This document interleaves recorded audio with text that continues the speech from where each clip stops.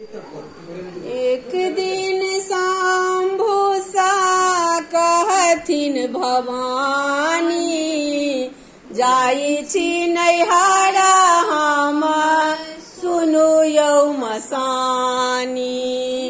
एक दिन शंभु सा कहथिन भवानी, जाई छी नैहरा हम सुनु यौ मसानी।